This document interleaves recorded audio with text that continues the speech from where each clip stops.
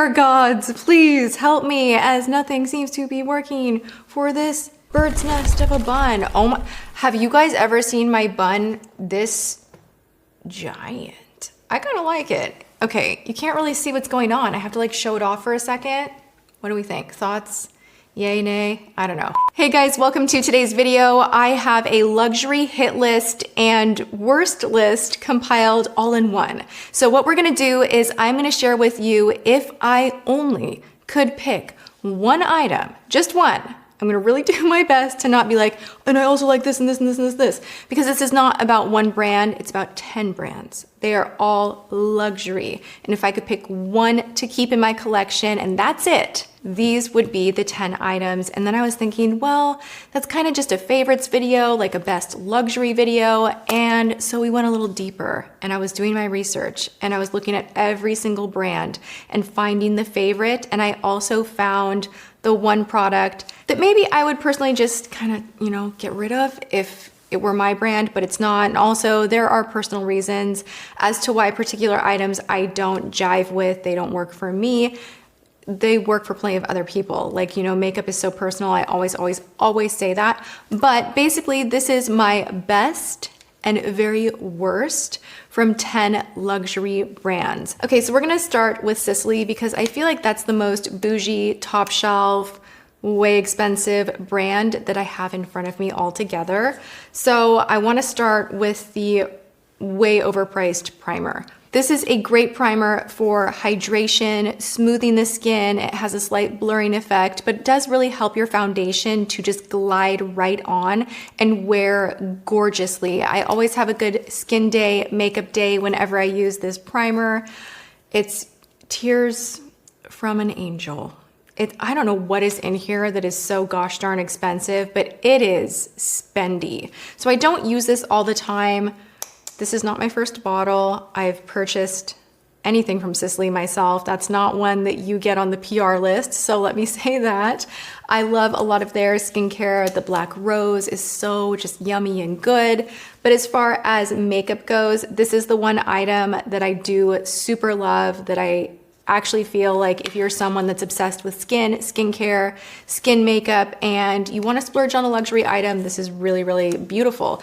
As far as the one item that I don't like from Sisley, it would be their loose powder. Take one quick moment and flash back to my story time of purchasing it in Vegas and coming back and feeling like my lungs had just been dusted in loose powder, and that feeling of like coughing and irritation lasted so long. It's just like so micro fine, super expensive, and it's spicy to breathe in. I don't know, I've used like a lot of loose powder over the years, and that particular one was just like, I needed to run out of the room and be like, like, save me. Like, it was just like, there was something in there. I don't understand what it is, but it just irritated me. The look of it was kind of like, oh, it's loose powder, like not worth all of my cash. So that would be the one that I'd be like, buy.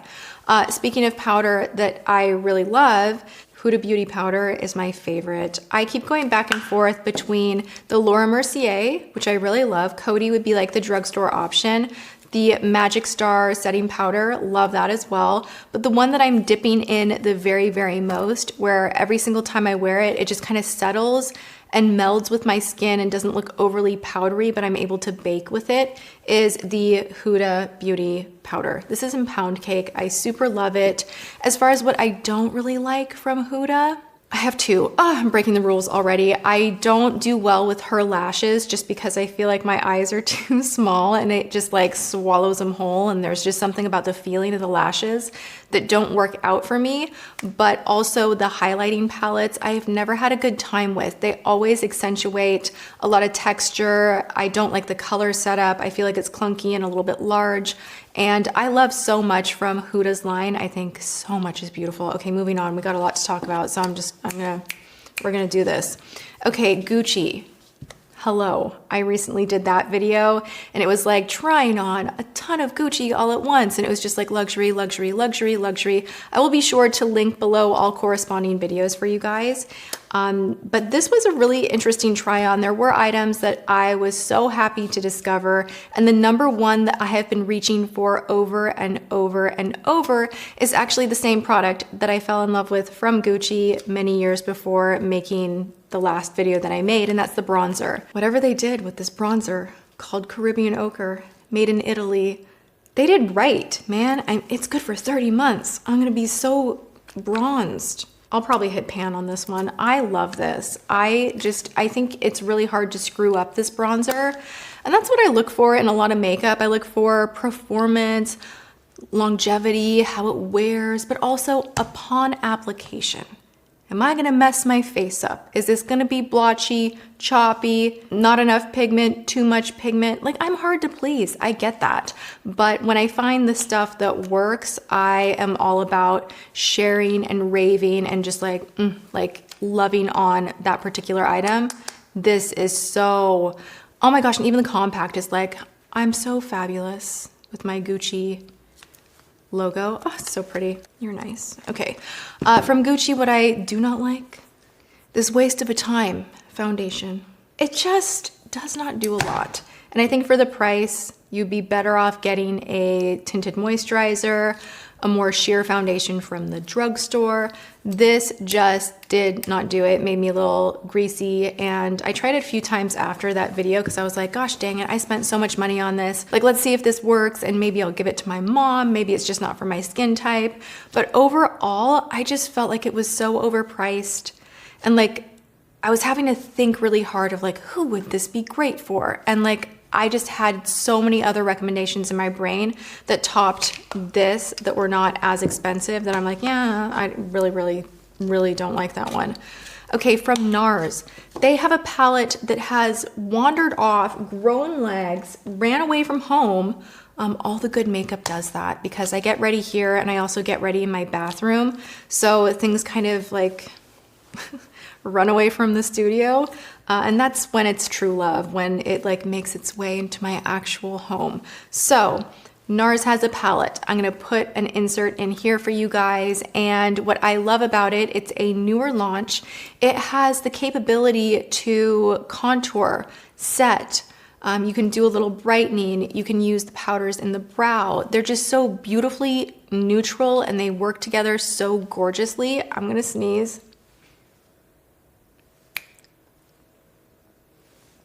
Oh my God, that was the biggest false alarm ever. Wow. All I was thinking about was little Miss Ava. Ava did my makeup when she was 6. She is going to be doing my makeup again soon, I hope, because she was like, hey, you should have 7-year-old does my makeup and then 8-year-old does my makeup and it'll be the same kid the whole time. And I'm like, oh my gosh, you have my heart. You are the cutest. So she was over and she was like, anytime you have to sneeze, just do this and you won't sneeze. What was I talking about before I had to sneeze? And it was a false alarm. I was talking about a shadow palette from NARS. So NARS, ooh, is this, did I find it? Ah, I found, oh my God, wow, hello. It was like on my desk. Pray for my brain right now. So this is the palette that I'm talking about. How beautiful, right? So these two right here, I actually will contour highlight with. You have some gorgeous shades that are, of course, more warm toned, but they're not like a loud, like in your face, bright orange or anything like that. The whole thing feels very, very neutral. I use this one for liner in the brow. These metallics right here are so just nice. They sit on the lid beautifully without gripping to any lines on the lid. You can put them on with a brush, dry, wet, with your fingertip, whatever. And the wear time on these shades is great. I like the size of the palette. This is called the Skin Deep, and it is technically an eye palette, but I use it for so much more. Powder is powder, use it how you wish, and just kind of explore makeup that way. Sometimes that's a really fun thing to do, even taking like an eyeshadow and using it as your highlighter, or a matte shadow using it as your contour. You can totally do that. Now from NARS, what I don't like, this will shock people. This will be like, I can hear the comments. I'm not the biggest blush fan from NARS. And like, that's one of the items that they sell. Like, it's a dominant centerpiece of the brand. Orgasm is a blush that I think there's some crazy number of one being sold like every second globally, something crazy like that. And I remember that was one item that I saved up for. Like, I would go visit it at Sephora and I'd be like, gosh, you're beautiful. Can't wait till you're mine. I heard J-Lo wears you. I'll be back someday. And like, I saved up and I bought it and I loved it because I was like, I love the idea of it. And then I started using Wet n Wild Pearlescent Pink, which they've discontinued. Does anybody have another dupe for Orgasm? Because for some reason, the NARS formula gets very choppy on my skin. I love the color of NARS Orgasm, but the texture of the powders just always has been a bit difficult to blend. And it's like, I want to like it, but I finally arrived at the idea that things do work differently for different people, different skin types, and even a very popular item won't work for everyone.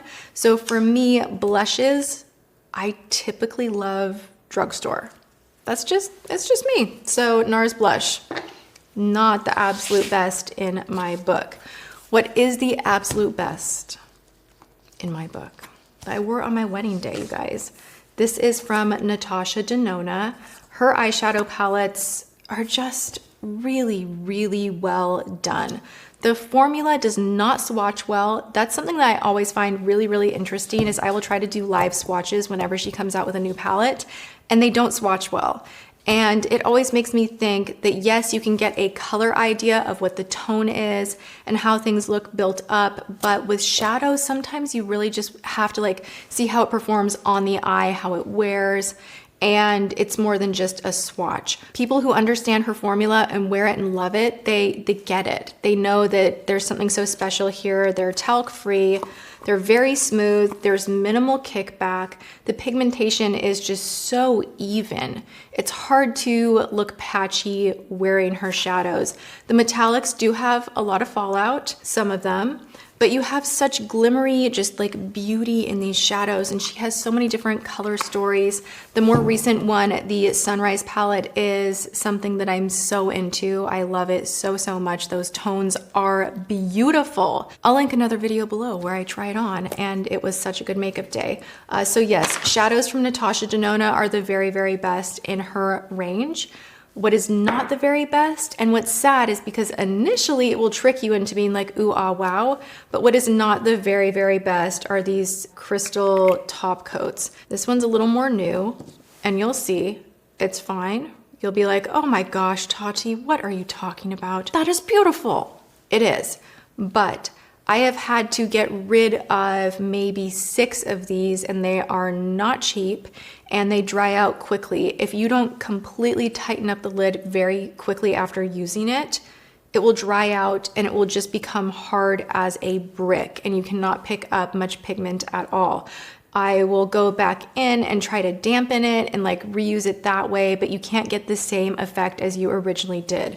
So I feel like this is one of the newer shades, and maybe they've added just a little more oil to the formula because this does feel a little bit smoother. This is Metal Bronze, but a lot of her range is phenomenal. This is the one item that I just kind of collected a bunch of them up, and I'm like, goodbye, I loved you at first and you turned your filthy back on me. So just be warned, they don't last a very, very, very long time. You're better to spend your money on her phenomenal palettes. Okay, moving right along, Hourglass. This is just magic, you guys. I'm gonna put some like all over my face right now. This is the ambient powder. This is, I would say, one of their iconic Hall of Fame products that everybody loves. No matter who you are, you can use it as highlight. If you have drier skin, you can use it all over the face, or if you're just into more of a like high shine like me, you can use it all over the face. I love how this softens up a more powdery finish to the face. Tricks the eye. So if you went with a heavy hand and you're like, oh crap, there's no time to turn back now, what do I do? You know what you do? You grab this, dust it all over the face, and spritz your face with a little bit of setting mist and you will look brand new. It's a great technique to touch up by taking something mattifying and a small brush and hit the areas where you want to rid yourself of oil, and then hit the face with this and mist. It works beautifully every single time. My favorite shade is Dim Light, which is this one right here. They have plenty of different shades. They always come out with these gorgeous palettes right here for holiday, and you get a blush, bronzer, you know, different setup depending on the year, but I love these powders so much. I can't do without them. I will always keep them on hand, and it's one of those items that's like, nope, love it, done. There's nothing that will replace that for me. It's the best. As far as what I don't like, I think a lot of you guys already know, the Vanish Liquid Foundation just did not work out for me. It was just too thick, and every time that I would use a tiny amount, it still did the same thing on me. It exaggerated lines, pores, settled, broke apart. It just didn't work for me, plain and simple. I love the Vanish stick. They have like the best stick foundation in the game, but the liquid just did not get it done for me. Okay, let's move on to YSL. They have these lippies in this particular shade, number 1 of the Tattooage matte stains. Hands down, the very best red lip. It is intense. It's flattering. You have this beautiful edge right here. It allows you to line the lip first and then pull the color through, and it stays put. I mean, this stains your lip, but not like in a, oh cute, I had like a cute little popsicle moment, and like maybe sometimes that looks a little bit weird because it's like, does this look cute or does it just look like I'm sloppy? Like sometimes I feel like stains feel like that. This stain stains your lips like bright red. It's like you were born with like bright, this color red lips, and you know, you can wipe your mouth, eat a burger, whatever, like it's still gonna be there. So the way that it dries down is so interesting, that there's no glossy texture. It's not even like it's a matte finish. It's like it's your lips, but temporarily they're transformed into this brighter color. It's such a cool product. I cannot wear this days in a row though, because it will dry your lips out, so be warned, but it's worth it. For a special event, best red liquid lip in the world. It is so good. I love it so, so much. The item I don't like from YSL is the Touche Claw. I feel like Scott will be disappointed in me if he hears me say that, because he's like, no, it's great. You can use it on top of powder. And I tried that. And I just, for me, I have my way of doing things, and I don't like the click, click, click, click, click. I just don't like it. I don't like it. Anybody else? And I recently tried their newer, more full coverage Touche Claw, and it had like a breath of extra coverage. Like it was barely, marginally giving me more coverage. And I'm like, really? I was expecting like some kind of Touche miracle. Like I wanted it to be like Shape Tape and like a clicky. I don't know. Maybe I went too hard with my wishes, but it just did not impress me. And yeah, moving right along. Something I am back into enjoying that I wore over and over and over and over and over is the Laura Mercier Flawless Fusion Ultra Longwear, because when it gets hot outside, this is it.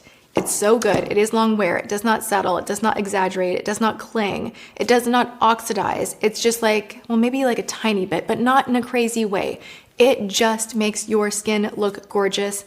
I never have any irritation, clogged pores, none of that with this foundation. It comes in a pump, beautiful. Oh, I just love you. I'm sorry I neglected you for a minute, but I'm back in it. What I am not the biggest fan of from Laura Mercier, and you'll notice a lot of these items that I'm like, what I didn't like from Laura Mercier, what I didn't like from this, these items I don't have in front of me because I tried them and then they needed to leave because I don't want toxic makeup in here. Actually, all makeup's kind of toxic. What? Anyway, there is a powder that I have tried multiple times now, but the most memorable one was when James picked out my makeup. He went to Sephora and he's like, oh, this is the powder that you love. I know it, but it was the wrong one. The translucent setting powder I love, but then there is an HD type of a powder that just, Oh my gosh, it makes you look just weird, like you just like dusted baby powder on your face, and I am not into it at all. It made my dark circles feel exaggerated. It clinged to wet, creamy areas of my foundation and concealer and then made it look uneven. So that one, I don't know. I don't like it. It's not my game. It's not my thing. Okay, moving on. Fenty. I have like a top 3 with Fenty. I'm gonna try and not... okay, Fussy and the highlighter they're my babies. I love them. Those are 2 of my absolute favorite makeup items altogether in the world. This is a new one. We're gonna focus on the new one just for a moment because I said in a recent video of underrated products that this deserves a lot more attention and love, and I believe that this is the Fly Liner, and it's such a good liner to just stay put. Does not collect in that tear duct. I'm not gonna stay here long because I like ranted and rambled on about it for a minute in that video. I'll link it below. But from Fenty, what I don't like, and I've tried this a few times, you guys, I don't know why the formula does not work for me or why it's not completely smooth on me, but the bronzer that they just came out with just is uneven. I cannot get a good blend. It has too much pigment. There's something in here that just grips and it's not my favorite. But Fenty has quickly become one of those brands that I really get excited about newer launches. When they first came out with product, their foundation was too drying on me and it made me a little bit hesitant toward their product line altogether. But I have to say, I'm so impressed with what they have been releasing, and when they get the product perfect, it is superior to everything else. That highlighter is so gorgeous on every skin tone, every skin type. Fussy, the gloss that they have, amazing, so good. Can I tell you, this is like, I'll tell you, like, oh my gosh, I'm getting tongue-tied saying this because I feel like it should be a dirty secret. It's not, but I feel like people get very opinionated about drama channels. It's actually Sam from Here for the Tea that was the beauty guru in the moment because she recommends makeup sometimes. She's the one that got in my head to go and try the Fenty gloss. So thank you, Sam. That was all you're doing. And although I don't always encourage people to get sucked into drama and making other people's issues like a distraction from their own, we're all guilty of it. I'm guilty of it. I'm guilty of being dramatic. But she has good makeup recommendations too. So like there's also that. Anyway, moving on. Okay, so we have from Bobbi Brown, the originator of the shimmer brick. This has been copied over and over, specifically by Physicians Formula. They came out with their version of it, which I really love. They don't sell the old school one anymore, I don't think. The one that I used like, 20 years ago. Who's counting? Anyway, these are gorgeous in the sense that you can do so much with them. Use them on your eyes, use them as highlight, swirl them together, create like that custom color that you want. I love the ombre effect. And there are so many different shimmer bricks that they have, and it always has like that lighter and then into deeper and different undertones. And it just works. It's just one of those products that's like, yep, you really got that right. It is so gorgeous. This just claims to do too much, and I'm like, I just don't understand what you're even doing. This is the Primer Plus Hydrating 3-in-1 Setting Spray. I have never been one to enjoy priming my face with a mist before makeup application. I prefer the actual lotion. This just did not do it. It was just like a hydrating mist claiming to do more, so I felt more let down. And it's just, I don't know, it's just like not as good as Fix Plus, which is my standard. And I don't like this one. Okay, you guys, that was a lot of products really quickly. I hope that you enjoyed this kind of a rundown, best worst. Again, let me know if you want me to isolate in on just one brand and do this kind of a thing, maybe try on some of the products in the mix, or if you want me to do what I just did here, but drugstore or with more in the middle, Tarte, Benefit, that kind of a thing. I can do another video, 10 best worst as well. So just let me know that you enjoy this and you want more of it, and I hope that you did. So there we have it. it. I love you guys so much. Go have a good one. Thanks for hanging out with me. Make sure that you subscribe, ring that bell, thumbs the video up, and I'm just wishing you guys a good one. All right, I will see you in my next video. Thank you so much for watching. Mwah.